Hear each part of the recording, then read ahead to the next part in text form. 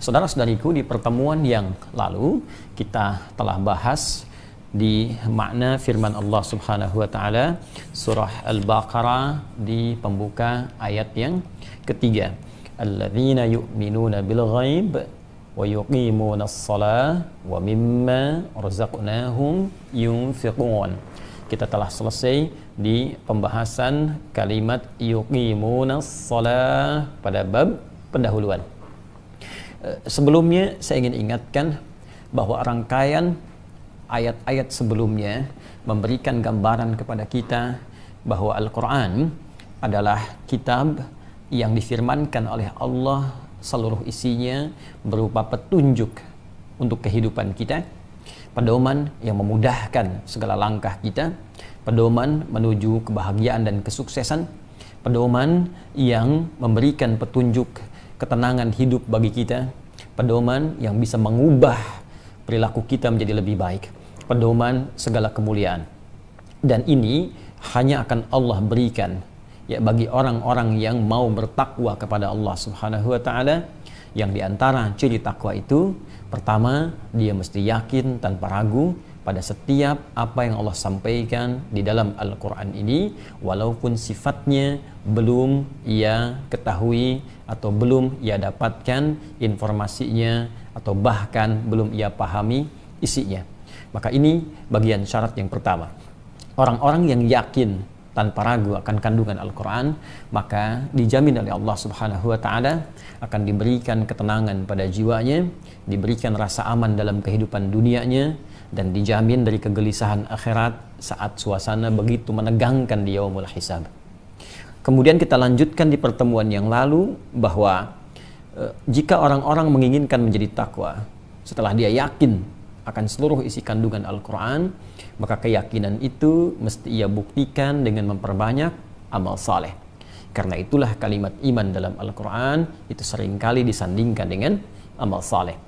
Jadi jika Anda menginginkan untuk menguatkan kembali imannya, maka rumusnya dalam Al-Quran, kuatkan, latih kekuatan iman itu dengan banyak menunaikan amal saleh. Ya, karena itulah Nabi bahkan pernah memberikan satu petunjuk yang kemudian disampaikan oleh Al-Imam Al-Bukhari dalam kitab sahihnya, dalam pembahasan Kitabul Iman, berisi setidaknya 57 hadis di dalamnya yang menuntun kita bagaimana meningkatkan iman kita, ya, dan memberikan solusi pada orang yang sering bertanya, kenapa iman saya sering naik atau kadang-kadang juga turun. Maka dari sekian banyak hadis yang disampaikan di situ, ada satu kunci dari kalimat Nabi sallallahu alaihi wasallam, al-imanu yazidu wa yantaqis, yazidu bit ta'ah wa yantaqis bil ma'siyah. Iman itu kadang-kadang naik, kadang-kadang turun. Tapi rumusnya kata Nabi, jika Anda ingin terus naikkan, maka latih ia dengan mengerjakan ketaatan. Wujud ketaatan itu bentuknya amal saleh.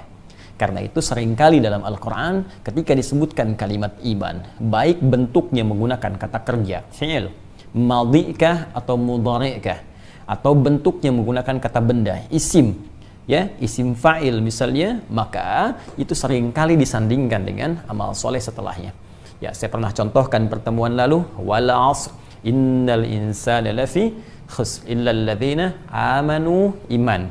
Kata kerja bentuknya fi'il madhi, past tense, disandingkan dengan amal saleh, wa amilus salihat. Baik, ya ayyuhalladzina amanu, iman, kutiba alaikumus syiyam, amal salehnya puasa.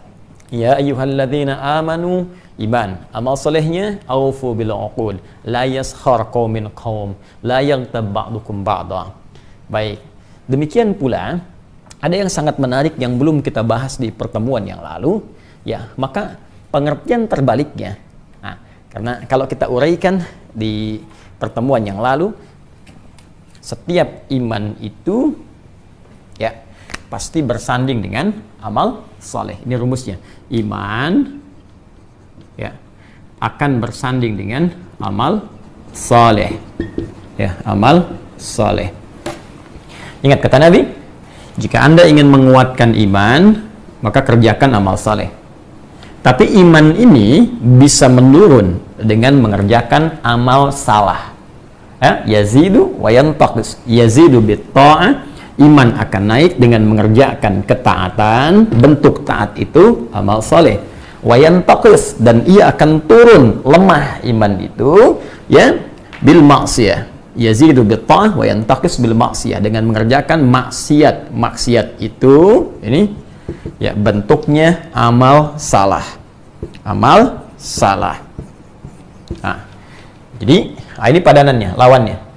Jadi kalau orang banyak berbuat amal salah, lisan salah bertutur. Baik, maka karena lisannya sering berbuat salah, maka lisan itu sulit mengerjakan yang soleh.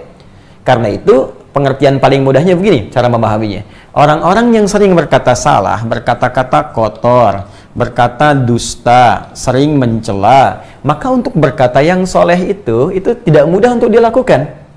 Silahkan cek, orang-orang yang berkomunikasinya selalu menggunakan kata-kata yang kotor, itu berkata yang baik itu seperti asing. Ya, demikian sebaliknya, orang-orang yang sering berkata baik, soleh, kalimat-kalimatnya lembut, kalimat-kalimatnya pilihan kosakatanya baik, itu untuk mengucapkan yang kotor, itu sulit dilakukan. Itu gambarannya. Karena itu, ketika iman seringkali dilatih dengan ketaatan, wujudnya amal soleh, ya maka ini akan berpotensi, satu, menguatkan iman, yang kedua, yang kita bahas di pertemuan lalu, akan berdampak kepada perubahan perilaku. Ya, karena semakin iman dilatih dengan amal soleh, maka sinyal imannya semakin kuat, sinyalnya. Ya, cahayanya nanti dalam hati ini, yang kita bahas kemarin, ya akan terpancar pada seluruh tubuh, karena sering dilatih. Dilatih, maka ia akan masuk kepada mata, membimbing mata. Masuk kepada mulut, membimbing mulut. Masuk kepada tangan, membimbing tangan. Sampai ke ujung kaki. Ini yang menjadikan ketika amal solehnya banyak, cahaya imannya kuat, maka dibimbinglah tubuh untuk menjauh dari perbuatan maksiat, yang kemarin kita sampaikan fahsya dan mungkar, dan mendekat kepada perbuatan-perbuatan taat yang diridhai oleh Allah Subhanahu wa Ta'ala. Ini poinnya. Ya. Karena itu, ada yang sangat menarik di dalam Al-Quran disebutkan, perhatikan, ketika iman dipasangkan dengan amal saleh, maka amal soleh pun saat dikerjakan itu akan mendorong sinyal iman semakin menguat. Bahkan ada isyarat begini. Ada isyarat kalau kita ingin mengetahui parameter, ukuran tingkat keimanan kita, maka silahkan dicek dengan amal solehnya. Ya. Tadi kan kita bicara begini, kalau ingin imannya kuat, tingkatkan amal solehnya.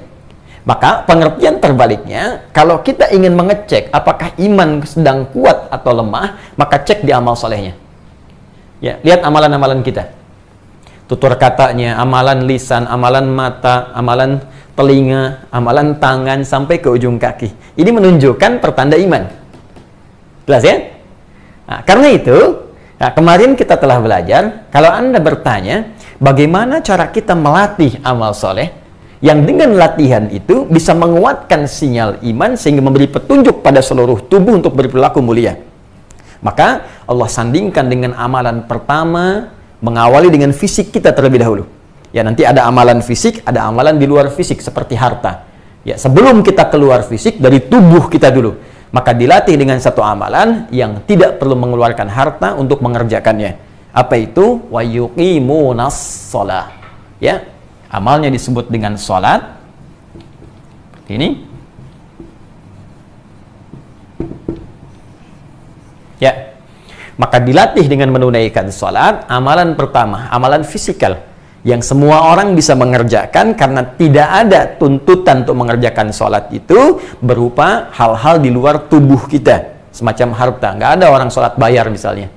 Ya. Tapi yang menarik, dalam sholat ini nanti akan dilatih seluruh elemen tubuh kita, dari ujung kepala sampai ujung kaki. Ya, maaf, kepala akan dilatih untuk menunduk ke bawah sehingga terlatih untuk tawadhu, rendah hati. Ya, lisan mulai dilatih untuk berkata yang baik-baik. Bahkan yang pertama diucapkan kalimat rendah hati, yang tinggi hanya Allah. Bukankah saat sholat Anda mengucapkan Allahu Akbar? Ya, akbar itu isim tafdil. Kabir, besar. Akbar, yang paling besar. Dan Anda katakan tidak ada yang paling besar, yang paling hebat, yang paling dahsyat kecuali hanya Allah. Makanya kalau orang mengucapkan Allahu Akbar dalam setiap sholat, nggak akan sombong. Jadi kalau ada orang sholat mengucapkan Allahu Akbar, tapi selalu merasa besar, ya merasa hebat dalam kehidupannya, ya merasa paling unggul dibanding orang lain, merasa yang paling banyak ilmunya, merasa yang paling tinggi jabatannya, Nggak mungkin. Mustahil orang berilmu yang sholat ya akan berkata saya yang paling hebat, yang lain salah semua. Mustahil pejabat yang sholat akan berkata saya yang paling kuasa, yang lain semua. Ya, yang lain lemah semua. Mustahil pedagang yang sholat akan takabur dengan hasilnya ketika dia menjadikan Allah sebagai Tuhan yang paling agung. Ini baru lisan. Ya, belum nanti sampai ke ujung kaki. Kaki kita dilatih untuk tunduk, ruku, sujud, dan seterusnya. Karena itu, amalan pertama untuk melatih kekuatan sinyal iman ini dimintakan oleh Allah menunaikan sholat supaya nanti sinyal iman kita itu semakin menguat dan memberikan pancaran kepada seluruh tubuh. Karena itu, jadi apapun Anda sebagai hamba Allah dalam kehidupan, entah itu seorang pejabat, entah itu birokrat, entah itu pengusaha, ataupun ustadz, ataupun apa yang bisa kita kerjakan selama baik dalam kehidupan, sepanjang sholatnya benar, maka imannya akan memberikan petunjuk pada seluruh tubuhnya untuk berlaku baik dengan semua passion yang ia kerjakan dalam hidupnya. Jelas sampai di sini? Baik, ini amalan yang pertama. Ya, ini nanti bonusnya yang 5 kemarin yang kita sampaikan. Jika ini dikerjakan dengan baik, orang baik itu akan lebih mudah mendapatkan kemuliaan-kemuliaan di hadapan ia ataupun di masa depan yang bisa ia raih. Orang baik dekat dengan kesuksesan, orang baik dekat dengan kebahagiaan, orang baik dekat dengan ketenangan, orang baik dekat dengan kemuliaan. Kemarin yang telah kita bahas. Anda yang baru bergabung bisa dicek kembali pertemuan kita ya pada hari kemarin. Nanti Anda bisa dapatkan bonusnya dari hasil ini, ada kemuliaan yang bisa kita raih. Itu poinnya. Nah, yang belum kemarin kita bahas untuk melengkapi dulu mukaddimahnya, teman-teman. Maka dari itu, ada yang sangat menarik dalam Al-Quran. Ketika panggilan amal soleh ini pun dikerjakan, ya, ada panggilan untuk meminta amal soleh dikerjakan, maka sinyal iman itu akan langsung merespon. Ya, kalau tadi kita katakan orang yang sinyal imannya bagus, amal solehnya mulia. Sekarang terbalik nih. Karena ini bersanding, ini seakan-akan saling menguatkan begini. Ya, nyambung seperti ini. Jadi ini saling melengkapi. Energinya itu saling terpancar begini. Ya, dan yang paling menarik, ketika panggilan mengerjakan amal soleh ini pun tiba, maka sinyal iman akan merespon. Ya, di antaranya dalilnya apa?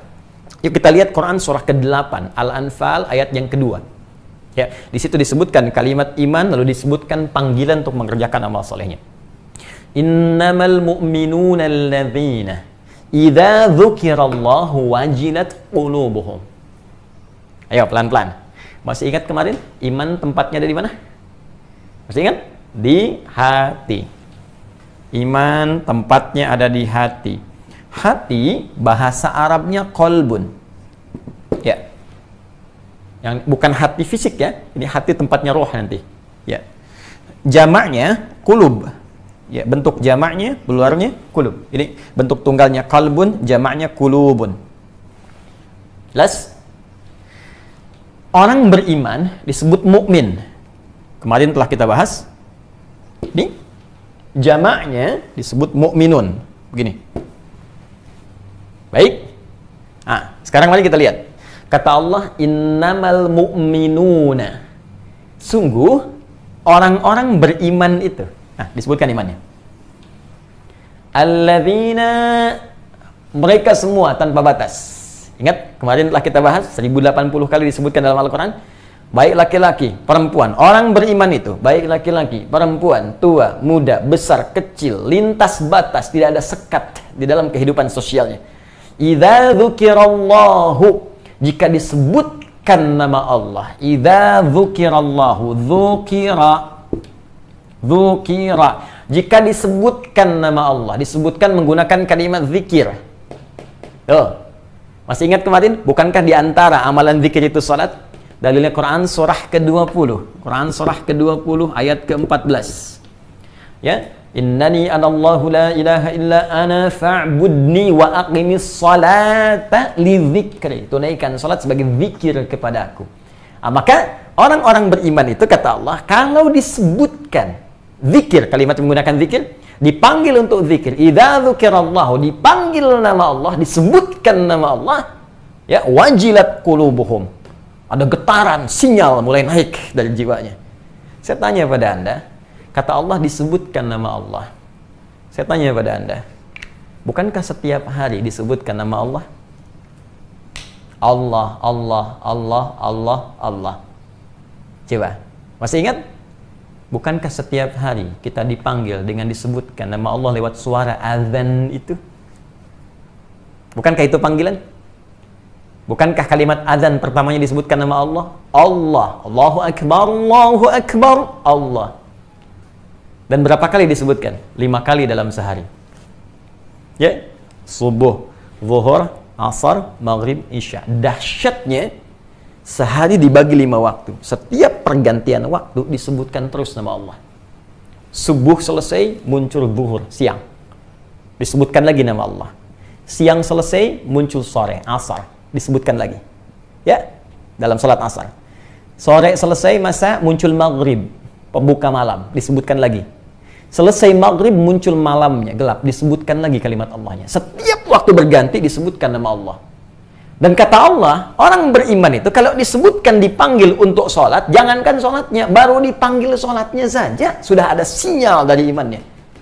Ada rambatan di jiwanya.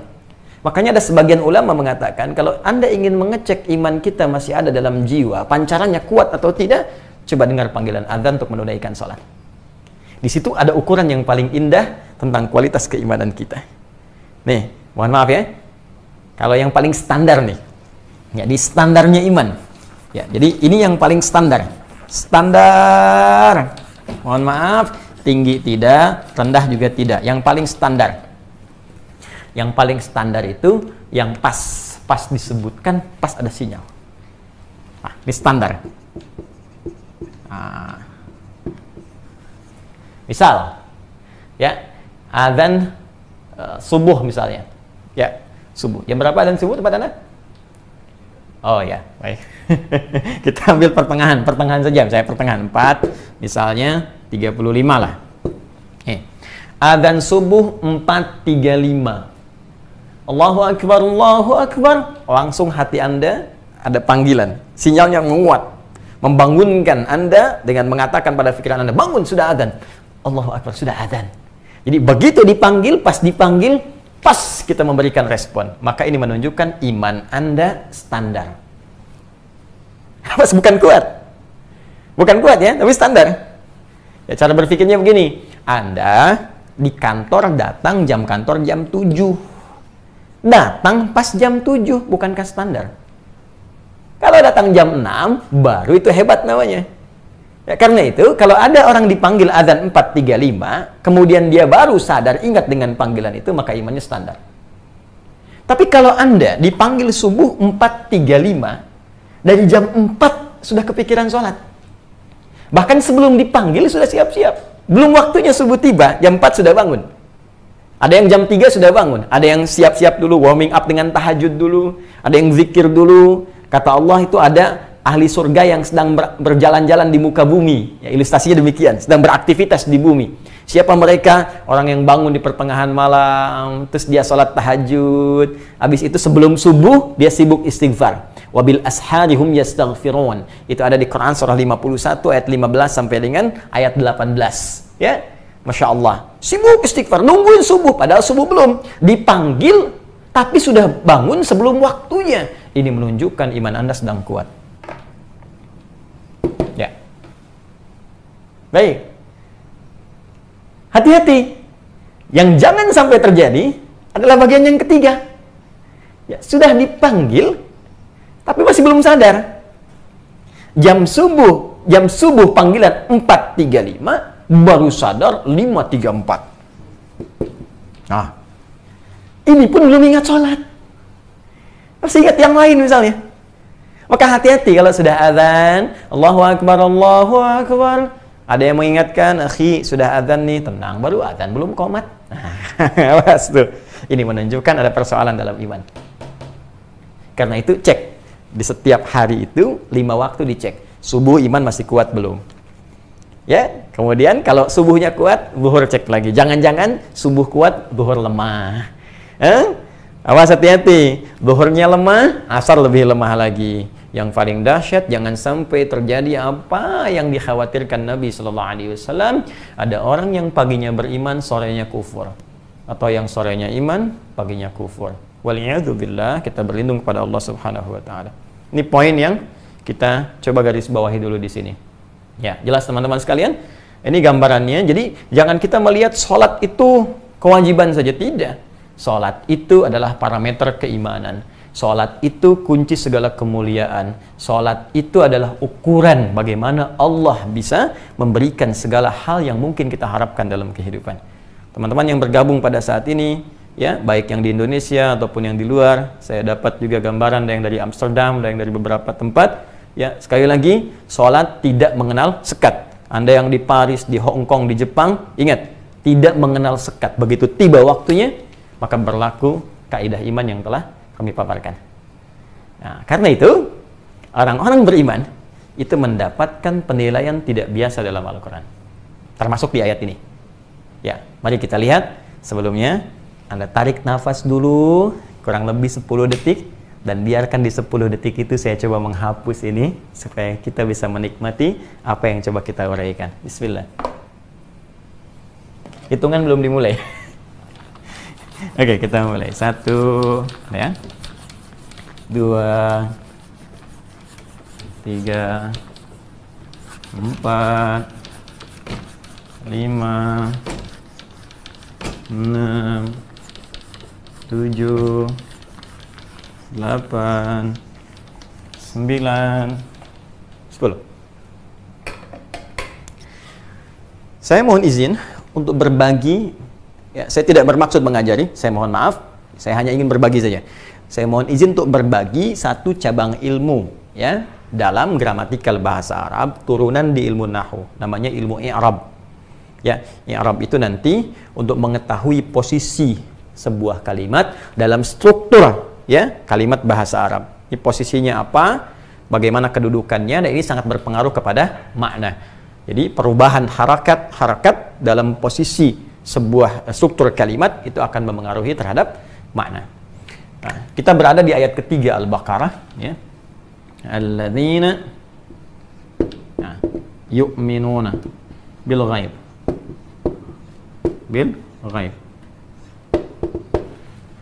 Saya coba i'rab yang ini dulu. Ini. Karena yang lainnya nanti athaf mengikuti. Ya. Ini alladzina. Jadi kita pakai ilmu i'rab dulu. Ya.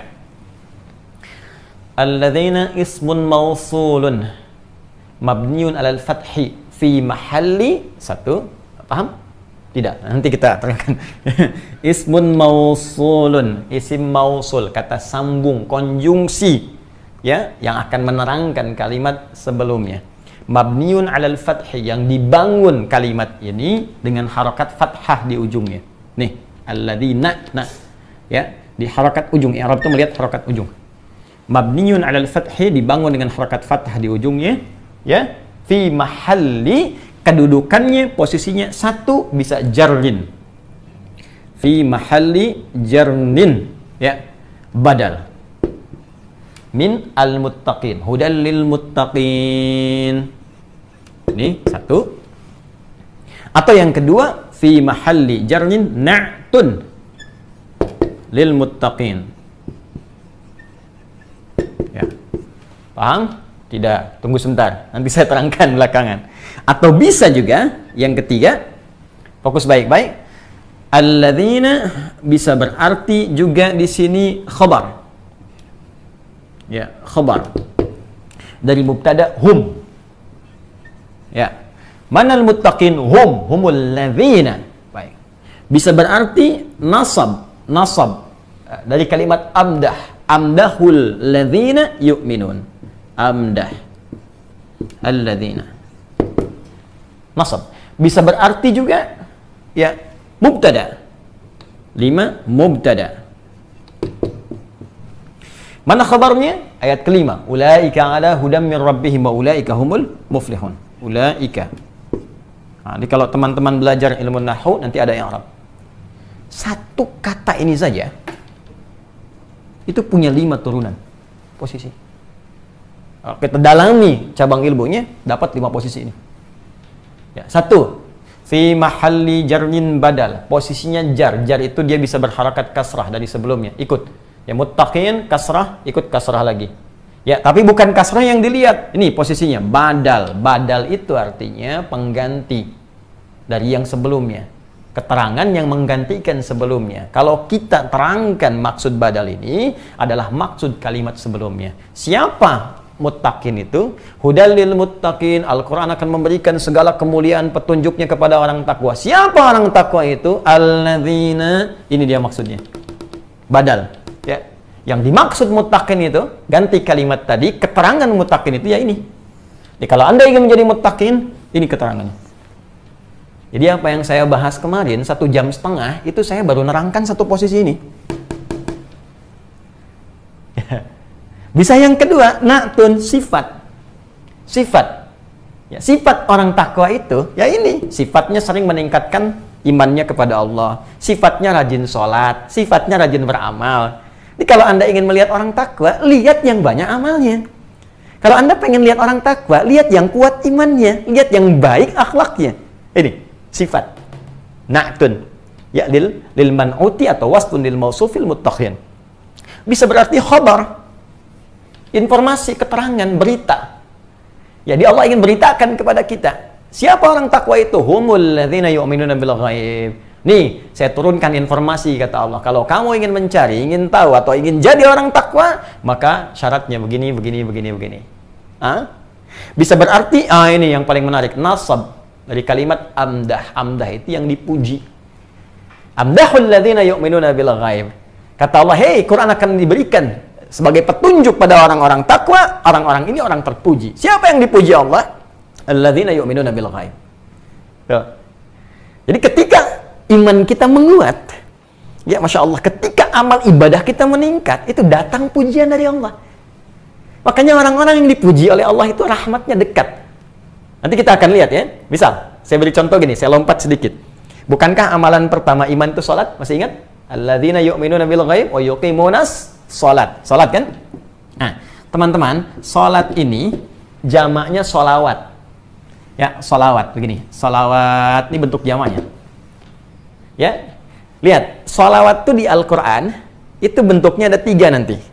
Ya, sholawat kita kepada Allah, sifatnya ibadah. Ya, sholawat malaikat nanti, ya, kepada kita. Kita bersolawat kepada Nabi Sallallahu Alaihi Wasallam, ya kan? Kemudian malaikat juga bersolawat kepada Nabi Sallallahu Alaihi Wasallam. Malaikat juga bersolawat kepada kita. Ketika kita solawat kepada Nabi, maka dibalikan kepada kita. Solawat malaikat bisa berarti permohonan doa kepada Allah, istighfar maksudnya, ampunan untuk kita, atau mengaminkan doa kita. Ada yang paling indah, solawat Allah kepada kita. Nah, solawat kita kepada Allah berupa ibadah, solawat Allah kepada kita bentuknya bukan ibadah, tapi bentuknya berupa pujian. Kalau sudah Allah bersolawat, artinya memuji kita, maka akan disertakan rahmat di dalamnya. Contoh, Quran surah kedua ayat 157. Paling kiri, agak ke atas sedikit. Quran surah 2 ayat 157. Ya, ada orang yang sabar ketika ditimpa musibah, dia sabar dan dia bermuhasabah meningkatkan ibadahnya kepada Allah. Kata Allah, ulaika alaihim salawatun. Ya, salawatun. Ulaika alaihim salawatun mir rabbihim wa rahmah. Rahmat datang, please. Ya, wa ulaika humul muhtadun. Mereka itulah orang-orang yang diberi sholawat oleh Allah. Ingat, mesti belajar, awas. Kalau nggak paham tentang bahasa Arab, nggak ngerti bahasa Quran, jangan komentar. Jangan Anda katakan, oh ini orang Islam masih butuh sholawat dari Allah. Bukan butuh sholawat. Anda yang tidak mengerti. Jadi jangan sampai ketidakmengertian kita harus menuduh orang lain, apalagi merendahkan Sang Pencipta. Ya, kalau nggak paham belajar. Baik, kembalikan. Ya, mohon maaf, kita kembalikan. Baik, jadi kalau salawat kita kepada Allah sifatnya ibadah, salawat Allah kepada kita sifatnya pujian. Ada orang-orang yang dipuji oleh Allah. Ulaika alaihim salawatun min rabbihim. Ketika Allah memuji, wa rahmah, rahmat turun. Wah, kalau sudah rahmat, luas maknanya. Bisa ampunan dari semua dosa.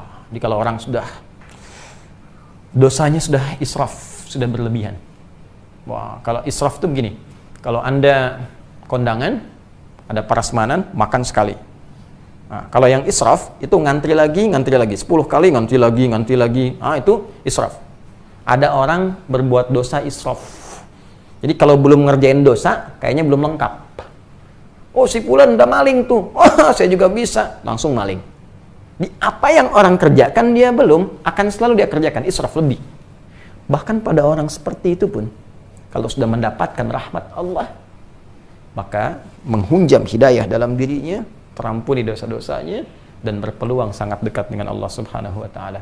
Karena itulah ketika Allah ingin mengampuni dosa orang israf, yang disampaikan bukan kalimat ghafir seperti Quran surah Mu'min ayat ketiga itu, bukan ghafar seperti Nuh ayat 10 itu, bukan ghafur tapi kalimatnya rahmah dengan sifat rahimnya. Quran surah 39 ayat 53. Qul ya ibadiyalladzina asrafu ala anfusihim.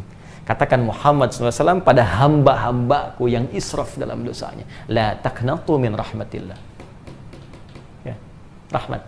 Rahmat bersanding dengan kemudahan rizki, rahmat bersanding dengan ketenangan jiwa, rahmat bersanding dengan ampunan, rahmat bersanding dengan kebahagiaan. Jadi kalau orang sudah dipuji oleh Allah, maka terkumpul rahmat dalam dirinya. Siapa di antara mereka? Amdah. Nih, alladzina yu'minun. Ya, orang-orang yang suka meningkatkan imannya kepada Allah, gemar berlatih amal soleh, maka dapat pujian dia. Karena itu orang yang betul solehnya, beramalnya benar, rahmat Allah melekat dalam dirinya. Tenang aja. Gak ada beda antara suka dan duka. Suka dia bersyukur, duka dia bersabar. Semuanya ibadah. Ya? Masya Allah. Dan indah. Saya kan pernah sampaikan kepada Anda kisah suami istri yang menikah itu. Istrinya begitu cantik, luar biasa. Suaminya biasa-biasa saja. Ya? Tapi keadaan di rumah tangganya indah gitu kan. Satu kali istrinya dandan, ya, Masya Allah, cantik, rapi, luar biasa. Terus suami kemudian tiba-tiba melihat, wajah tak berpaling, mata tak berkedip. Istri bertanya, Zauji ma bika, sayang, kenapa kamu? Ya, kata suaminya, wallahi, demi Allah, saya bersyukur Allah menjadikan engkau sebagai pasangan saya dengan segala pesona yang kau miliki. Masya Allah. Apa jawab istrinya? Alhamdulillah Zauji, ya kunna fil jannah. Alhamdulillah sayang, kita semua insya Allah akan ada di surga. Suami bingung, kok bisa begitu? Kata istrinya, kamu bersyukur dianugerahi Allah dengan pesona yang Allah titipkan kepadaku, aku bersabar dengan keadaan yang Allah titipkan darimu untukku. Tapi tidak ribut, nggak ada perang dunia ketiga, nggak ada lempar piring, yang terjadi malah ya satu kenikmatan sinergi yang sangat luar biasa. Itu kalau Allah sudah memberikan rahmat dalam kehidupan, apalagi di rumah tangga, dan Anda butuh itu. Bukankah samara salah satunya rahmat? Ya, sakinah, mawaddah, dan rahmat. Nih, Anda. Maka kalau ingin dipuji Allah, kuatkan iman. Kalau ingin disebut punya sifat orang takwa, kuatkan iman. Ya, kalau ingin ditetapkan oleh Allah, diinfokan nih orang-orang takwa, kuatkan iman. Maka kalau sudah Anda inginkan jadi seperti ini, mubtada, maka jadi pionir. Mubtada itu pionir di awal. Ya, selalu di awal. Ya, dan sifatnya ma'rifah. Ya, nggak boleh nakirah, nggak boleh umum, mesti khusus. Kecuali ada sesuatu yang menuntut mesti nakirah. Ya, dalilnya di Alfiyah Ibnu Malik, ya, la yajuzul ibtida'u bin nakirah ma lam tufid ka inda Zaidin namirah.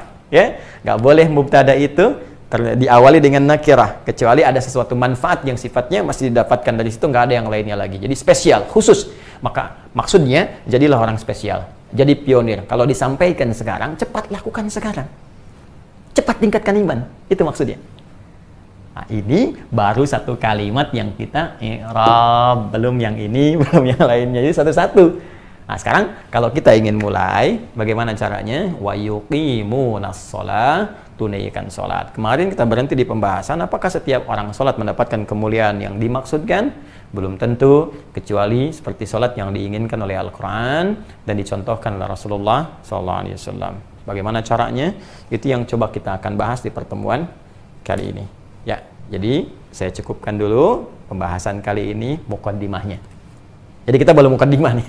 Kita belum mulai ayatnya. Kita baru muqaddimah. Tenang, Anda yang baru bergabung, ini baru muqaddimah. Sekarang kita mulai pembahasannya.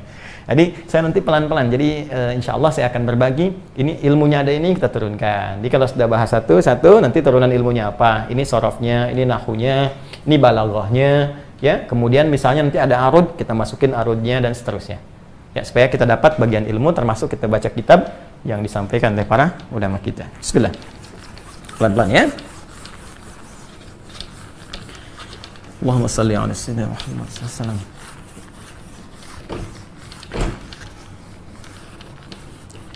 Baik, mari kita sambungkan. Jika kita ingin meningkatkan iman kepada Allah, menjadi pribadi yang mendapatkan segala kemuliaan yang dijanjikan, maka kita diminta menunaikan salat sebagai amalan pertama. Allah berfirman, wa yuqimunas shalah. Baik. Ini ya. Wa yuqimunas shalat.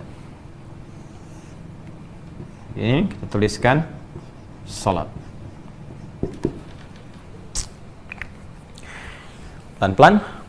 Amalan pertama yang dimintakan oleh Al-Quran untuk dikerjakan untuk menguatkan iman, menunaikan salat. Sekarang kita punya persoalan. Satu, kita dapati tidak sedikit orang menunaikan salat tapi tidak memiliki sifat-sifat yang diterangkan dalam Al-Quran ataupun yang dirinci oleh hadis-hadis Nabi Sallallahu Alaihi Wasallam. Ya, seperti pernah kita uraikan, orang sholat pasti baik karena sholatnya bisa merangsang sinyal imannya muncul dan membimbing dia untuk terbebas dari perbuatan keji dan mungkar. Inna sholata tanha 'anil fahsya wal munkar. Tapi kenapa kita sering saksikan ada beberapa orang menunaikan sholat tapi nggak bebas dari perbuatan keji dan mungkar? Bahkan ada yang paling menarik nih. Ini yang Allahu Akbar. Saya tak tahu bagaimana mencari kata untuk melukiskannya. Ada orang dalam sholat pun masih berbuat mungkar. Ya, Allahu Akbar. Yang satu takbir, begitu sedang takbir, satu mundur, sendal orang ambil. Tas orang ambil. Kotak infak gondong. Kan ada sesuatu yang salah gitu. Ya, korupsi masih jalan.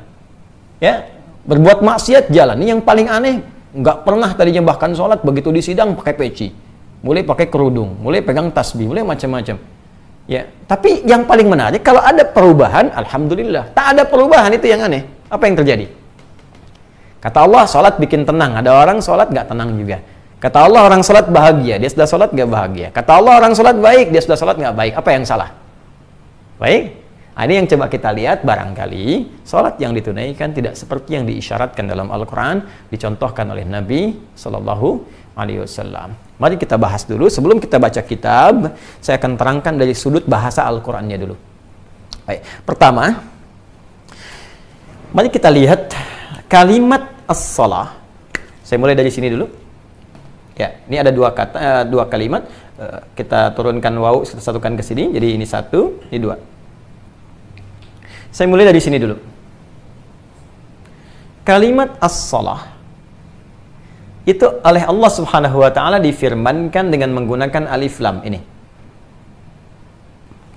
Jadi ada shalat, ada as-shalah, itu berbeda. Kalau saya tuliskan begini, misal tanpa alif lam. Salat. Ya. Atau nanti ada yang menulis begini. Ini imla saja, khat, salat. Baik. Tanpa alif lam. Alif lamnya tidak ada. Ini, alif lamnya tidak ada. Bila tidak menggunakan alif lam, itu dalam istilah ilmu nahwu disebut nakirah namanya. Ya, nakirah. Nakirah. Ya, fokus belajar ya. Belajar, awas, awas, awas. Saya ingin Anda paham. Anda tak hafal istilah pun tak masalah, yang penting paham. Ya, kalau ingin cepat paham, jangan banyak main TikTok. Ya, tinggalkan yang nggak penting dulu. Ini sedang kita fokus, sedang ada masalah, tetap aja yang nggak penting dikerjain. Ya, dah simpan dulu yang kayak gitu. Ya, mohon maaf ya, tapi harus saya ingatkan supaya kita bisa fokus. Baik, lihat sini. Kalau tanpa alif lam, ini disebut nakirah. Bermakna sesuatu yang umum, general. Umum. Kalau sudah umum, dia punya sifat khas. sifat khasnya yaitu bebas, terbuka. Bebas. Pengajian umum, pengajian bebas, terbuka, siapa saja bisa datang. Toilet umum, toilet bebas, siapa aja bisa masuk situ. Anda di rumah dituliskan toilet umum, ya siapa aja masuk ke rumah Anda. Ya, tapi kan toilet umum tempatnya di terminal, tempatnya mungkin di mall, tempatnya tempat terbuka. Dia punya sifat bebas. Jelas? Kalau menggunakan alif lam, maka alif lam ini memiliki beberapa fungsi. Ada di antara fungsinya istighraq. Ya, istighraq. Istighraq. Ini. Menunjuk sesuatu yang luas, cakupan, dalam hal cakupan. Ya. Luas, holistik sifatnya, menyeluruh. Ya. Contoh, alif lam dalam kalimat alhamdulillahi rabbil alamin. Surah Al-Fatihah. Alhamdulillah. Alhamdulillah. Maka fungsi istighraq ini diartikan dengan segala, semua. Segala. Semua, tercakup semuanya. Segala itu kan semua, nggak satu pun nggak dicakup. Semua benda yang ada di ruangan ini kumpulkan, maka semua tanpa kecuali. Segala yang ada di alam ini milik Allah, maka semua tanpa kecuali. Kalau kita gabungkan ke sini, cara menerjemahkannya, alnya istighraq diartikan segala semua. Alhamdulillah, semua pujian, segala pujian lillah, cuma punya Allah. Jadi kalau semua sudah kita katakan punya Allah, kita sebutkan 17 kali dalam sehari. Mesti 17 kali, awas. Orang mengucap ini mesti 17 kali. Kalau 16 kali, berarti sholat subuh Anda cuma 1 rakaat. Kita ucapkan 17 kali, alhamdulillah, semua punya Allah, semua pujian punya Allah. Kalau Anda katakan semua pujian karena Allah, semua pujian punya Allah, lantas kenapa Anda masih ingin dipuji? Dan kenapa Anda mesti mengambil bagian dari pujian itu? Ini yang dimaksud istighraq namanya. Jelas? Semua. Kita simpan dulu. 2, ini yang paling populer. Ada alif lam yang berfungsi ma'rifah, ta'rif. Alif lam at-ta'rif. Atau disebut ma'rifah. Ma'rifah itu lawan dari nakirah langsung. Jadi kalau nakirah maknanya umum, maka ma'rifah maknanya khusus. Kalau ini punya sifat bebas, kalau ini punya sifat terikat. Ya, ada ketentuannya, ada aturannya, tidak bisa bebas. Kalau sudah paham tentang ini, karena tanpa ini jadi nakirah lawannya khusus, ya, atau ma'rifat, maka alif lam yang masuk pada kata sholat itu lebih tepat dipahami dengan alif lam ta'rif atau ma'rifah. Kalaupun menggunakan istighraq, bisa semua sholat itu sifatnya mesti khusus. Jadi kalau nggak ada alif lamnya, ya, nih misal perintah sholat dalam Al-Quran yang bermakna ibadah, ya, bukan bermakna umum berupa doa saja, bukan, tapi bermakna ibadah, dibuka dengan takbir, ditutup dengan salam, tidak menggunakan alif lam misalnya atau sifat yang nakirah, maka ini artinya bebas, silahkan. Ya, kalau di luar Al-Quran ada kalimat begini misalnya, wa yuqimuna sholah, tidak ada alif lamnya, maka Anda silahkan tunaikan sholat dengan bebas, mau cepat silahkan, lambat silahkan, ya, khusyuk silahkan, tidak silahkan, itu tanpa alif lam. Tapi sepanjang ada alif lamnya, ini menunjukkan sholat yang diperintahkan bukan sholat biasa, sholat yang diikat dengan aturan tertentu, sholat yang punya ketentuan yang telah ditetapkan. Anda melanggar ketentuannya, bisa tidak diterima sholatnya. Anda keluar dari ketentuannya, bisa tidak sah sholatnya. Kalau sudah tak sah sholatnya, maka mustahil bisa meraih apa yang dijanjikan sebelum-sebelumnya. Karena itu, saking pentingnya alif lam ini, pernah terjadi aplikasi alif lam yang dicontohkan oleh Nabi, bahkan langsung di masa Nabi SAW. Kisah ini terdapat dalam kitab Al-Bukhari, Sahih Al-Bukhari dan Muslim. Ya, misal di Sahih Muslim, nomor hadis 397. Ya. Kalau nomornya berbeda, karena mungkin cetakan buku Anda dengan saya bisa berbeda, maka cari rawinya, sahabat Abu Hurairah. Abu Hurairah. Ya. Abu Hurairah kan banyak hadisnya. Cari kisah tentang Khalad bin Rafi' Az-Zurayqi. Khalad bin Rafi' Az-Zurayqi.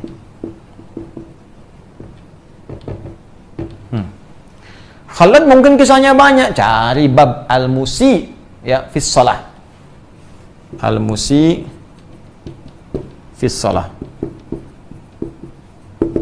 Ya. Ustaz, maksudnya Musi di Palembang? Oh, bukan, itu Sungai Musi ya. Kalau belum paham, cari hadis tentang orang yang sholatnya buruk. Musi itu orang yang sholatnya jelek, yang nggak bagus ya. Anda klik ini aja, insya Allah sekarang kan udah banyak ya, udah bisa dicari di internet ya, googling, searching dan sebagainya, Anda akan ketemu ya. An Abi Hurairah radhiyallahu taala anhu, kan? Hadis riwayat sahabat Abu Hurairah, semoga Allah meridai kepada beliau, anna Nabiya sallallahu alaihi wasallam dakhala al-masjida, bahwa Nabi sallallahu alaihi wasallam masuk ke Masjid An-Nabawi, fadakhala rajulun, maka ada seorang lelaki pun ikut masuk. Ya, lelaki itu yaitu Khalad bin Rafi Az-Zuraiqi. Jadi kalau di hadis tidak disebutkan siapa orangnya, ini menunjukkan peristiwa itu, mohon izin, ya itu dibuat umum untuk menunjukkan sebuah gambaran. Kalau ada sesuatu yang kurang baik, bisa dibuat umum. Kalau baik, bisa disebutkan orangnya untuk mengambil keberkahan dari orang itu dan pahala terus mengalir kepadanya sebagai contoh ia kepada kita semua. Ya, kemudian Nabi masuk, orang ini ikut masuk, lalu orang ini sholat. Ya, sholat. Kalau di redaksi lain, ya wan nabiyyu fi nahyatin ukhra minal masjid. Jadi ketika orang ini sholat, Nabi di sisi yang lain. Ketika dia selesai, falamma sallama, thumma atan nabiyya sallallahu alaihi wasallam. Dia mendatangi Nabi sallallahu alaihi wasallam. Ya, faqala, maka dia berkata, assalamu alayka ya Rasulullah.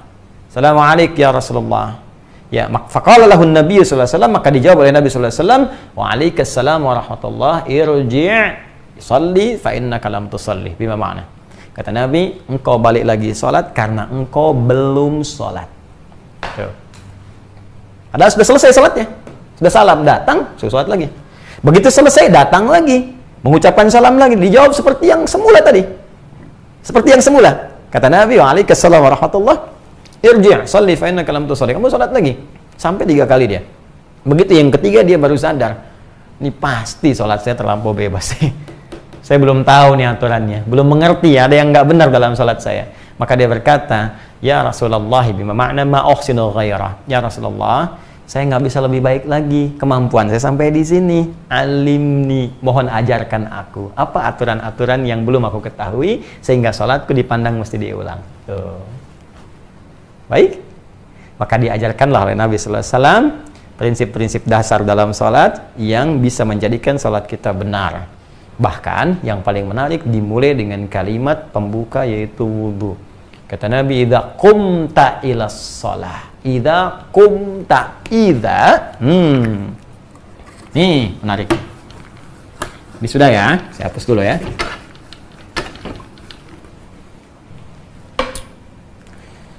Ketika orang ini berkata, alimni ya Rasulullah, tolong ajarkan aku. Kata Nabi, idza qumta, idza qumta.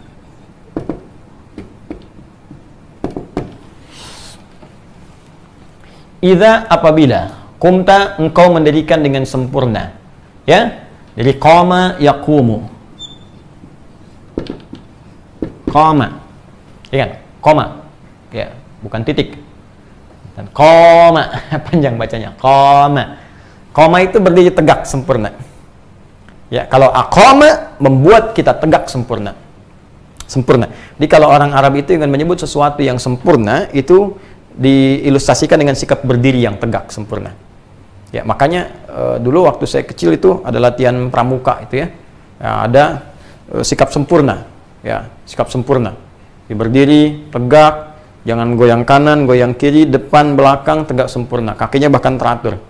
Nah, ini dalam bahasa Arab qama. Kalau kita berusaha menegakkan diri kita, tambah hamzah depannya, harakatnya fathah. Gini. Ya, aqama. Berusaha menjadikan kita tegak. Ini dalam sikap.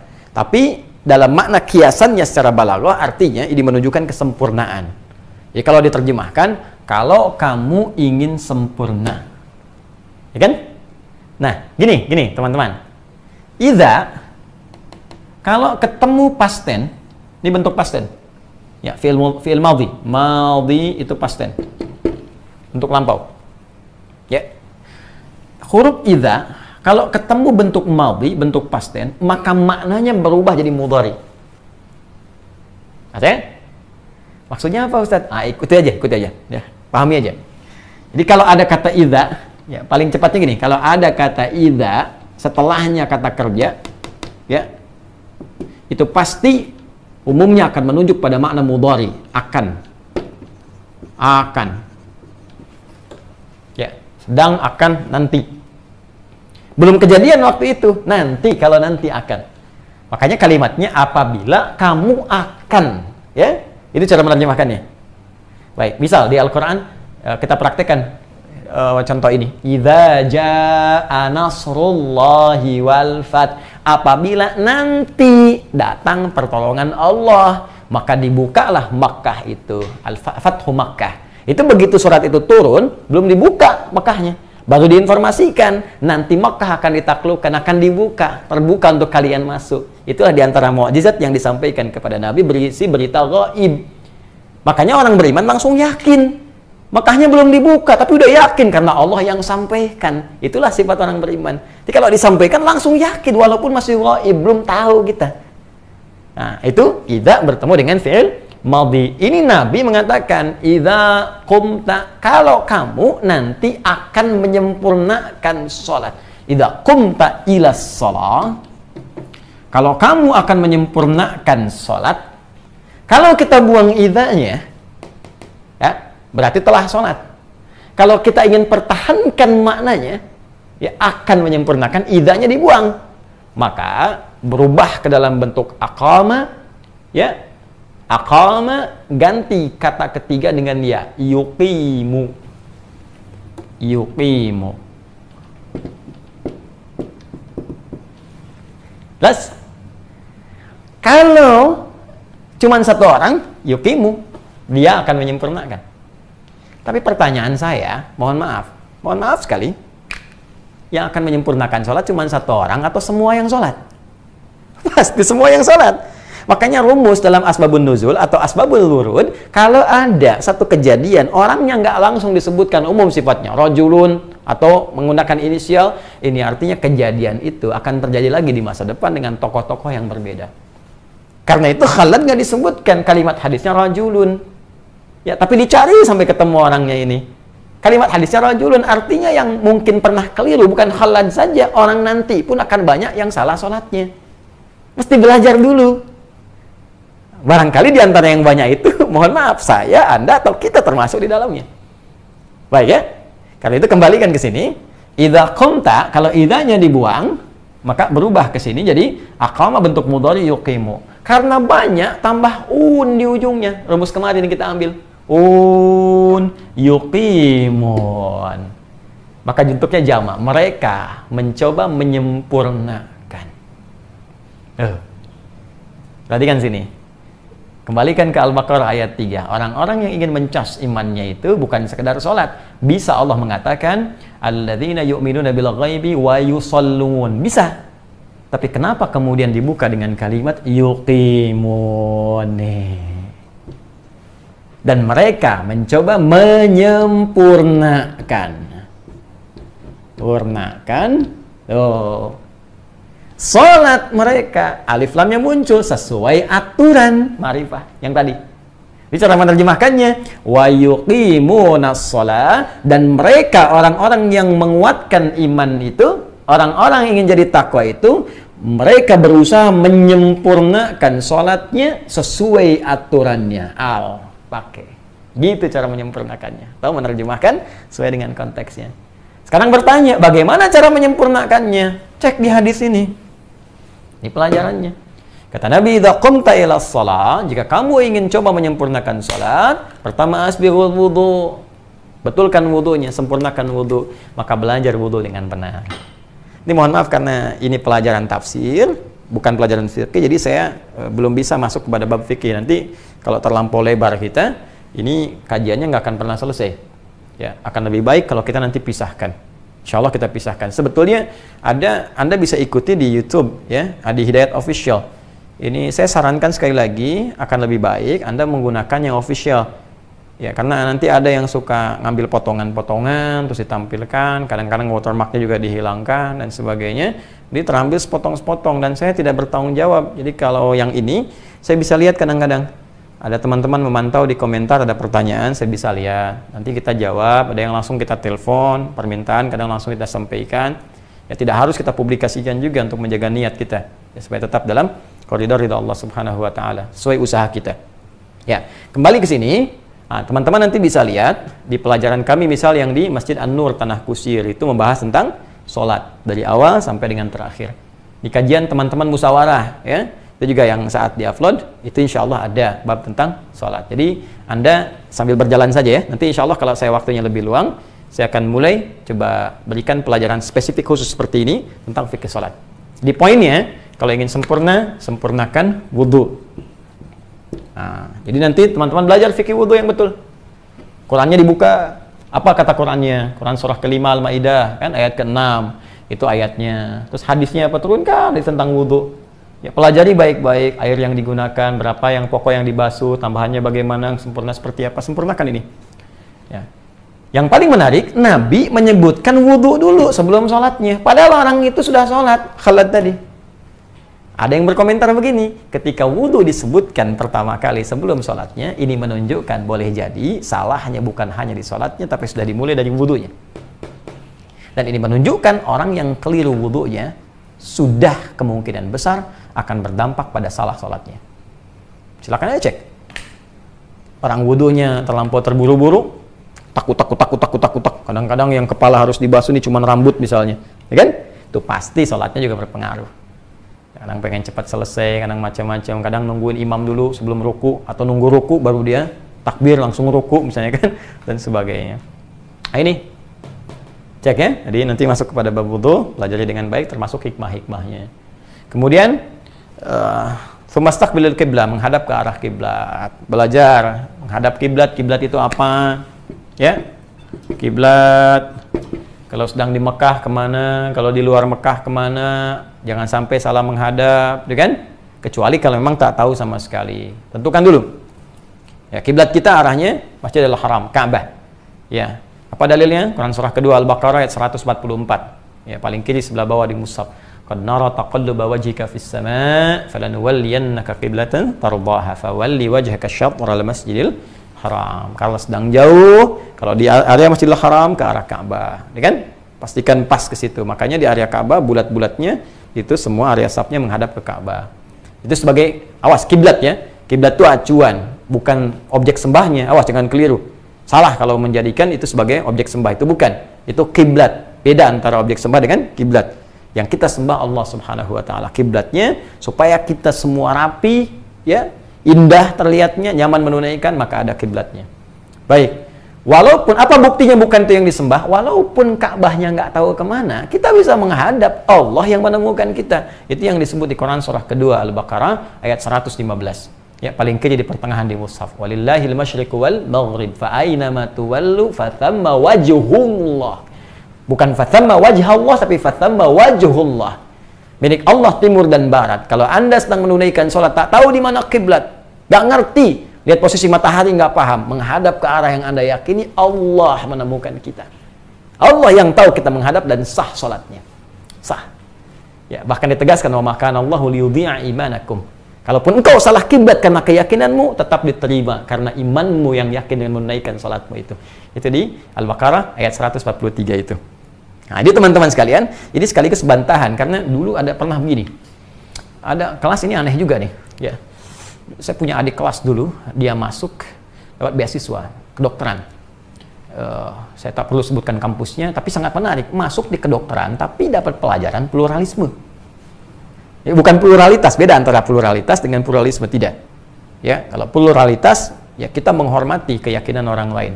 Jangan ganggu. Ingat, kita punya ketentuan yang indah. Lakum dinukum waliyadin. Kita hormati orang lain. Silahkan. Dalam konteks kehidupan bermasyarakat, hormati keyakinan orang. Jangan paksa. Bahkan saat memaksa berdosa. La ikraha fid din. Fadzakir innama anta mudzakir lasta alaihim bimusaitir. Jadi orang Islam itu udah khatam dengan toleransi. Nggak usah diajarin. Ya. Karena sudah khatam. Khatam dengan itu. Jadi kalau ada yang menyalahi, ya dosa dia. Jelas ya?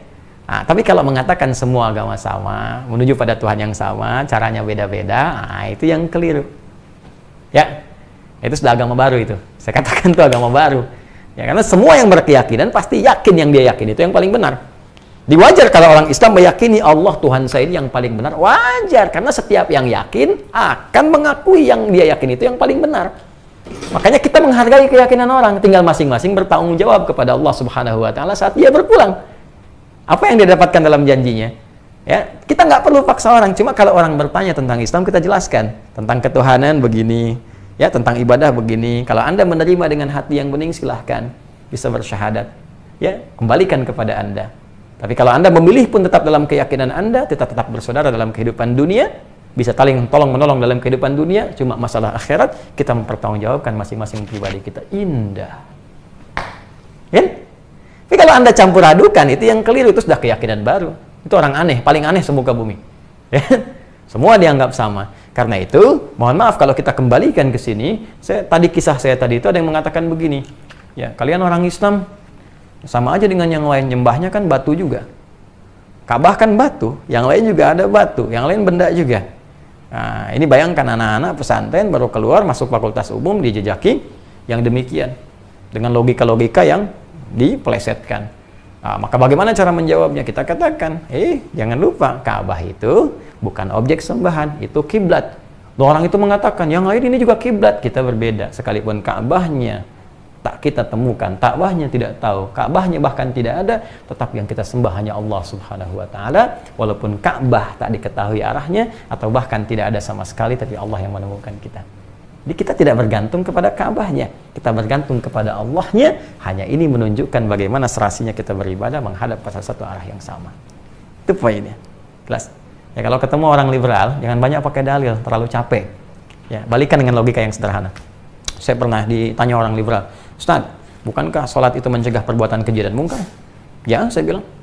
Oh, kalau gitu saya nggak perlu sholat lagi ya. Wah, ini ada keangkuhan tuh. Ya, ekspresinya juga gitu. Berarti saya nggak perlu sholat lagi. Kenapa? Saya bilang, karena saya sudah bisa mencegah perbuatan diri dari perbuatan keji dan mungkar. Jadi kalau saya sudah bisa membebaskan diri dari perbuatan keji dan mungkar, saya nggak perlu sholat lagi dong ya. Saya bilang, enteng saja kita bilang, Mas, meninggalkan sholat itu termasuk perbuatan mungkar. Sudah, saya tinggalkan. Artinya kalau Anda nggak sholat, Anda masih mengerjakan perbuatan mungkar. Selesai. Nah, kenapa nyambungnya sampai ke situ ya? Nah, ini kiblat. Oke. Kemudian setelah itu baru Nabi ajarkan dari mulai takbir sampai dengan salam. Ya, dipelajari dengan lengkap. Ya, poinnya kalau kita belajar tafsir, poin tafsirnya adalah jika Anda ingin menunaikan sholat, jangan sholat sembarangan. Tunaikan dengan sempurna. Caranya pelajari setiap aturan-aturannya. Itu poinnya. Ya. Nah, kalau mau lebih dalam lagi, lebih tinggi lagi, nanti ayat-ayatnya banyak. Bahkan di antara yang sempurna itu, salah satunya memahami setiap bacaan-bacaan sholat yang kita bacakan. Mohon maaf, jangan-jangan selama ini ada yang sholat tapi tidak mengerti apa yang dibaca dalam sholatnya. Bagaimana bisa khusyuk? Ruku nggak paham yang dibacakan, sujud nggak ngerti yang diungkapkan, bagaimana bisa khusyuk? Ya? Baik, ini wa yuqimunas shalah. Maka orang yang ingin meningkatkan imannya supaya dia naik tingkat menjadi orang takwa, dia berusaha menunaikan amalan dengan sempurna sesuai dengan aturannya. Baik, kita baca sebentar keterangan ulama kita di tafsir sehingga tidak ada kesan bahwa kita hanya menyampaikan lewat pemikiran-pemikiran pribadi. Tidak ya, kita punya sanad-sanad yang insya Allah bersambung kepada keterangan Rasulullah SAW. Insya Allah. Wa yuqimunas shalah, adapun yang dimaksud dengan kalimat wa yuqimunas shalah. As-salatu fil lughati ad-du'a. Ya, salat secara bahasa dalam pengertian ya etimologi ad-du'a bermakna doa. Jadi memiliki makna doa. Karena itu isi salat dari awal sampai akhir isinya semua doa. Ya. Ya, silakan Anda dari takbir ya dibuka dengan takbir, begitu dibuka langsung doa. Ya, iftitah Allahumma ba'id baini wa baina khataaya ya tawajjahtu wajhil ladzi fatara samawati wal arda seterusnya. Allahu akbar kabir, ada 9 lafaz di situ. Doa. Ya, Al-Fatihah doa. Ya, Al-Fatihah doa. Ya, coba. Bahkan di sini ada kalimat menarik. Kalau Anda buka salah satu hadis qudsi diriwayatkan oleh sahabat Abu Hurairah radhiyallahu taala anhu, anin Nabi sallallahu alaihi wasallam qala Allahu azza wa jalla. Allah berfirman dalam hadis qudsi, qasamtu shalah baini wa baina abdi. Aku bagi salat dua bagian antara aku dengan hambaku. Wali abdi ma sa'al. Dan kalau benar hambaku mengerjakan bagiannya, aku akan kabulkan, berikan apapun yang ia minta saat itu. Ya. Lalu apa yang Allah ucapkan dalam hadis qudsi? Idza qala al-'abdu alhamdulillahi rabbil alamin. Ini dimulai ketika hamba mengatakan alhamdulillahi rabbil alamin. Qala Allah azza wa jalla, maka Allah menjawab, hamadani 'abdi, hambaku sedang memujiku. Wa idza qala ar-rahmanir rahim, jika hambaku berkata ar-rahmanir rahim, qala Allah azza wa jalla athna 'alayya 'abdi. Allah menjawab, hambaku sedang menyanjungku. Wa idza qala al-'abdu maliki yaumiddin, kalau hamba berkata maliki yaumiddin dalam salatnya, qala Allah azza wa jalla, Allah menjawab, majjadani 'abdi, hambaku sedang mengagungkanku. Wa idza qala al-'abdu iyyaka na'budu wa iyyaka nasta'in, kalau hamba berkata dalam salatnya iyyaka na'budu wa iyyaka nasta'in, qala Allah azza wa jalla, maka Allah menjawab, hadza baini wa baina 'abdi, di titik ini aku akan penuhi antara bagianku dengan bagian hambaku. Wali 'abdi, kalau hambaku benar salatnya sampai di titik ini, sampai kalimat tadi, masa'al, apapun yang ia minta saat ini, aku akan kabulkan. Tuh. Karena itu, Al-Fatihah itu bagian dari doa. Doa. Coba ya. Baik, iftitah doa, Fatihah doa, surat doa, ruku doa. Ya, ruku doa. Subhana rabbiyal azim, subhana rabbiyal azim bihamdi, subhanakallahumma bihamdika, Allahumma ighfirli. Ya, tidak doa. Ya, Rabbana walakal hamd, sami Allahu liman hamidah, Rabbana walakal hamd. Ila samawati wal ardi, mil ma syi'ta min syai'in ba'd, doa. Ya, sujud malah perbanyak doa, fa aktsir doa.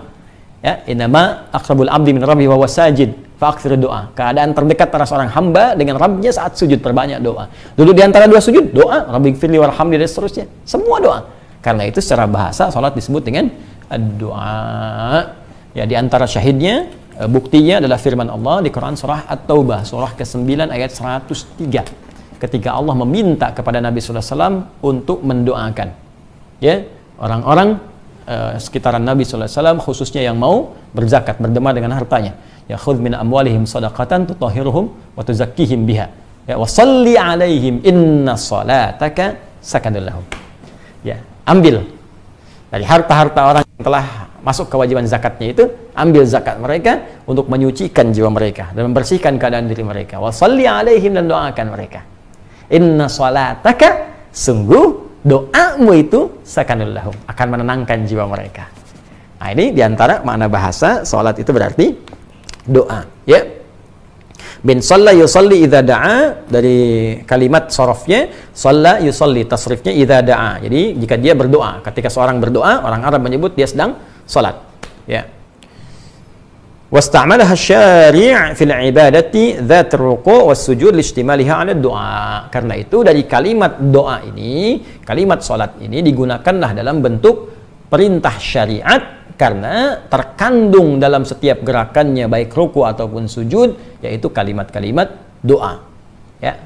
Wal iqamatu fil asli, sedangkan kata iqamah pada asalnya bermakna ad-dawamut tsabat, sesuatu yang konsisten dan tegak. Nah, dia ada tambahan nih, ya. Tadi kita ungkapkan sesuatu yang sempurna, kedua sesuatu yang tegak, kemudian yang ketiga ada makna ad-dawam. Min qaulika qamal haqqu ay dhahara wa thabata. Dari perkataanmu qamal haqqu, jika yang benar sudah muncul, sudah tegak, ya, ay dhahara wa thabata, nampak dan tetap. Ya, konsisten. Jadi kalau kita sambungkan ke sini, maknanya kita tambahkan, orang-orang yang beriman itu, yang mau meningkatkan imannya, yaitu orang yang berusaha konsisten menyempurnakan sholatnya. Konsisten itu ya belajar lagi, makin khusyuk lagi. Jadi kalau kita sekarang takbir paham artinya, berikutnya kita pahami dengan baik, pelan-pelan sampai mendapatkan kenikmatan halawatul iman. Ya, baik, kurang lebih itu dulu, kita tidak panjang-panjang dulu. Ya, sebentar. Wa makna yuqimunas shalah, sedangkan arti lengkapnya yuqimunas shalah, yu'addunaha fi awqatihal muqaddara laha ma'a ta'dili arkaniha wa iqa'iha mustafiyatan liwajibatiha wa sunaniha wa adabiha wa khusyu'iha. Sedangkan yang dimaksud dengan kalimat firman Allah yuqimunas shalah, yaitu menunaikan salat tepat pada waktunya yang telah ditetapkan dengan menjaga kesempurnaan rukun-rukunnya dan menunaikan dengan benar sesuai dengan kewajiban dan sunnah-sunnahnya beserta menjaga adab dan kekhusyuannya. Singkatnya, tunaikan dengan sempurna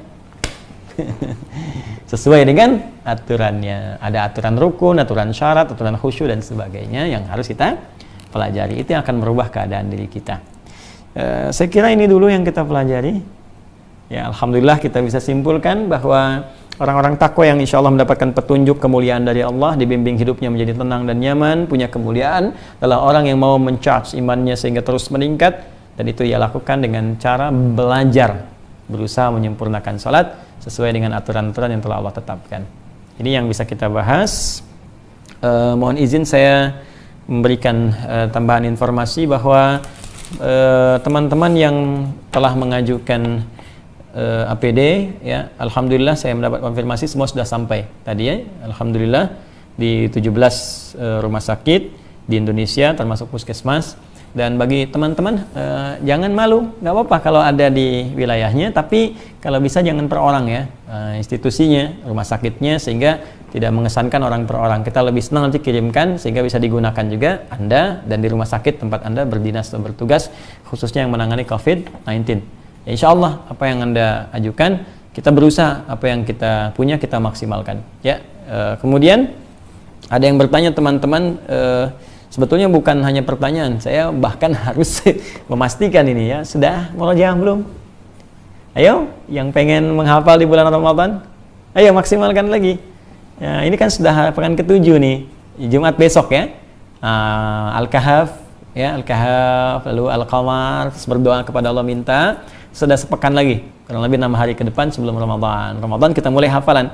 Teman-teman jangan khawatir, saya sudah penuhi stoknya lagi. Jadi yang mencari At-Taisir ini sudah ada, ya. Ini sudah ada di di store kita beserta catatannya. Di sini ada petunjuk. Ini ada latihan untuk juz pertama. Ya, ini sesuai. Jadi gini, saya ingin sampaikan bahwa buku murajaah yang kami tampilkan itu sebetulnya juga mushaf. Ya, cuma kita tampilkan dalam bentuk memudahkan hafalan dan pengulangan. Ya, yang pembukanya ada di buku ini di bagian ujung. Jadi kalau teman-teman menghafalnya benar, ini insya Allah di sini nanti disambung dengan murajaah. Nanti ada metode untuk menghafal, kemudian menyempurnakan potongan ayat dan melatih dengan angka. Jadi kalau ini benar, insya Allah latihannya bagus, itu akan refleksnya kuat. Ya, per 1 detik misalnya. Jadi kalau latihan di sini, saya kalau murajaah, ya, kita mohon maaf, mohon izin, ya Allah, astagfirullah, semoga Allah ampuni dosa saya dan kita semua. Saya mohon maaf sekali lagi, ini hanya berbagi, ya, untuk memudahkan. Jadi kalau kami bermurojaah, kita mencoba untuk menguatkan di bawah ini, ya, yang di bawah. Jadi kita baca ini, nah ini kan Al-Fatihah sama ayat 1 sampai 5 Al-Baqarah. Jadi kita bacanya dari sini murojaahnya, nggak melihat ke sini lagi. Misalnya kita gabungkan, ya. Sini. Bismillahirrahmanirrahim. Alhamdulillahirabbil alamin arrahmanir rahim maliki yaumiddin iyyaka na'budu wa iyyaka nasta'in 5 ihdinas siratal mustaqim 6 7 siratal ladzina an'amta 'alaihim ghairil maghdubi 'alaihim waladdallin. Misal, ya, terus Al-Fatihahnya ini 1 sampai 5 Al-Baqarah 1 sampai 5 yang pertamanya ini, ya, kalau disebutkan 1 alif lam mim, 2 dzalikal kitabu la raiba fihi hudal lil muttaqin, 3 alladzina yu'minuna bil ghaibi wa yuqimunas salata wa mimma razaqnahum yunfiqun, 4 walladzina yu'minuna bima unzila ilaika wa ma unzila min qablik wa bil akhirati hum yuqinun, 5 ulaika ala hudan min rabbihim wa ulaika humul muflihun. Nanti ke bawahnya sudah acak. Bisa nanti di sini. Nah, ini 3 alladzina yu'minuna bil ghaibi wa yuqimunas salata wa mimma razaqnahum yunfiqun, 5 ulaika ala hudan min rabbihim wa ulaika humul muflihun, 1 alif lam mim, gitu. Jadi kalau Anda sudah lancar ini, sudah insya Allah mudah bagi kita untuk menghafal Al-Quran dan menghadirkannya dalam kecepatan 1 detik. Ya. 20 ya kadul barku yakhtafu absarahum 6 minal ladzina kafaru sawa'un 'alaihim anzartahum, 1 detik saja. Jadi kalau 2 detik sudah lama. Detik. Jadi kalau kita sudah demikian, insya Allah akan memudahkan. Nanti di lain waktu kalau ada sesinya kita coba sambungkan, dan saya akan sempurnakan ini dulu sampai hari ini. Teman-teman sekalian, mungkin kalau ada waktu besok saya sambungkan. Jika tidak, kita akan berhenti dulu karena pasca Jumat saya akan memulai masuk kepada fikih Ramadan, ya, untuk persiapan saat Ramadan. Karena Ramadan saya pun ingin fokus ibadah, ya. Jadi izinkan saya nanti Ramadan untuk fokus beribadah. Kita akan rekam sebelumnya sehingga di waktu Ramadan, ya, mudah-mudahan kita sudah mantap ibadah, sudah tidak mempersoalkan lagi apa yang sering diulang-ulang setiap tahun, apa nggak pernah tuntas. Jangan sampai ada pertanyaan lagi, Ustaz, tarawih ini 11 apa 23, Ustaz begini, ya sudah selesai. Dah, ya, tiap tahun kok ditanyakan terus, nggak pernah tuntas. Baik, kita nanti bahas Sabtu ke sana. Dan khusus bagi teman-teman yang di sekolah UAH, ya, usahakan Al-Quran hafal. Insya Allah nanti dimulai pekan depan saya akan infokan kepada admin. Nanti ikuti terus kapan waktunya kita akan lanjutkan kuliah kita yang berlangsung online saat ini. Jadi sekali lagi teman-teman yang mencari untuk hafalan, insya Allah ada di sini ya. Nanti Anda tinggal masuk ke store, saya lihat masih ada. Jadi saat Ramadan saya akan tambahkan beberapa buku yang mungkin insya Allah bisa bermanfaat untuk kita semua. Saya kira ini yang saya bisa sampaikan, dan besok insya Allah saya menepati janji saya untuk teman-teman di Malaysia, ya, untuk warga Indonesia dimanapun sebetulnya yang sekarang sedang diuji, ya, di Malaysia, ada di New York, ada di mana-mana. Kita bersabar, ya, sinergi, koordinasi dengan pemerintah kita, perwakilan di sana. Terus teman-teman, kalaupun mungkin pemerintah ada keterbatasan, nggak terjangkau, kita yang bergerak sama-sama sehingga kita bisa meringankan beban semua, ya, terutama bagi umat Islam. Kita punya banyak hadis yang mengatakan bahwa kita satu tubuh, ya. Al-mu'minu lil mu'mini kal bunyan yasuddu ba'dahu ba'dan. Mukmin satu dengan yang lain bagaikan satu bangunan yang saling menguatkan. Bahkan riwayat lain bagaikan satu tubuh, idza ishtaka minhu udwan, kalau satu terasa sakit yang lainnya merasakan. Ini kita praktekkan. Di hadisnya sudah ada, kejadiannya tiba, tinggal bagaimana prakteknya kita meyakini hadis itu dan mengamalkannya. Dan kita tidak perlu saling menghadirkan hal-hal buruk lagi, karena kita orang beriman, kita pengen takwa, kita pengen jadi orang yang dipuji, dirahmati oleh Allah Subhanahu wa taala. Sekarang fokus siapkan ibadah sebelum kita berpulang kepada Allah Subhanahu wa taala. Allahumma taqabbal minna innaka antas samiul alim. وتب علينا إنك أنت التواب الرحيم. اللهم علمنا ما ينفعنا وعلمنا ما جهلنا. اللهم اجعلنا من أهل القرآن واجعل القرآن صحيبا لنا في الدنيا وشفيعا لنا في الآخرة يا رب العالمين. ربنا آتنا في الدنيا حسنة وفي الآخرة حسنة وقنا عذاب النار. اللهم ارفع عنا الوباء والبلاء وخاصة كورونا. اللهم ارفع عنا الوباء والبلاء وخاصة كورونا. اللهم ارفع عنا الوباء والبلاء وخاصة كورونا قبل مجيء شهر رمضان يا رب العالمين. اللهم توفنا مسلمين والحقنا بالصالحين. اجعل بقية حياتنا حياة طيبة وآخر حياتنا يا الله حسن الخاتمة. وصلى الله على نبينا الكريم سيدنا محمد وعلى آله وصحبه أمتي إلى يوم الدين. وآخر دعوانا سبحانك اللهم وبحمدك أشهد أن لا إله إلا أنت نستغفرك ونتوب إليك والحمد لله رب العالمين. السلام عليكم ورحمة الله وبركاته.